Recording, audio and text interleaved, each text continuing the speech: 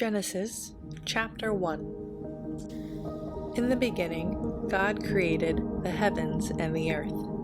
Now the earth was formless and empty. Darkness covered the surface of the watery depths, and the Spirit of God was hovering over the surface of the waters. Then God said, "Let there be light," and there was light. God saw that the light was good, and God separated the light from the darkness. He called the light day, and the darkness he called night. There was an evening, and there was a morning, one day. Then God said, "Let there be an expanse between the waters, separating water from water." So God made the expanse and separated the water under the expanse from the water above the expanse. And it was so.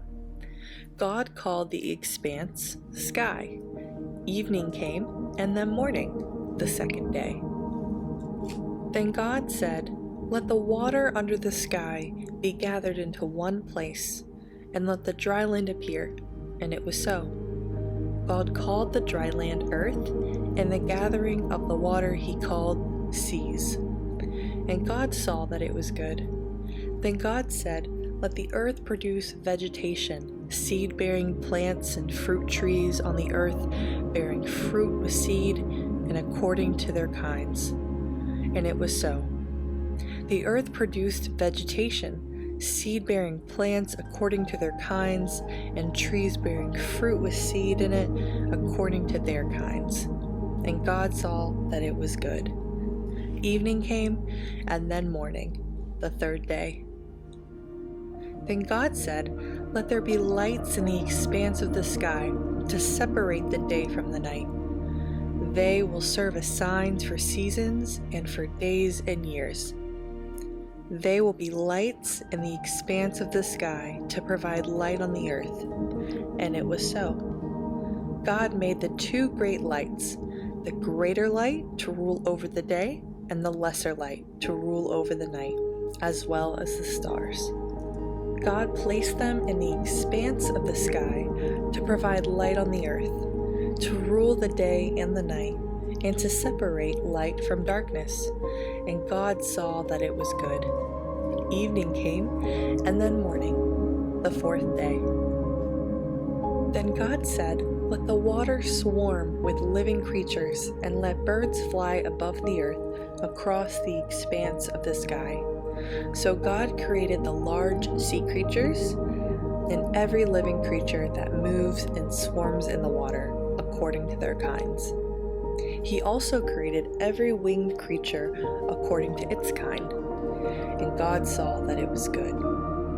God blessed them. "Be fruitful, multiply, and fill the waters of the seas, and let the birds multiply on the earth." Evening came, and then morning, the fifth day. Then God said, "Let the earth produce living creatures according to their kinds, livestock, creatures that crawl, and the wildlife of the earth according to their kinds." And it was so. So God made the wildlife of the earth according to their kinds, the livestock according to their kinds, and all the creatures that crawl on the ground according to their kinds. And God saw that it was good. Then God said, "Let us make man in our image, according to our likeness. They will rule the fish of the sea, the birds of the sky, and the livestock, the whole earth, and the creatures that crawl on the earth." So God created man in his own image. He created him in the image of God. He created them male and female. God blessed them, and God said to them, "Be fruitful, multiply, fill the earth, and subdue it. Rule the fish of the sea, the birds of the sky, and every creature that crawls on the earth." God also said, "Look, I have given you every seed-bearing plant on the surface of the entire earth, and every tree whose fruit contains seed. This will be food for you, for all the wildlife of the earth, for every bird of the sky, and for every creature that crawls on the earth, everything having the breath of life in it." I have given every green plant for food."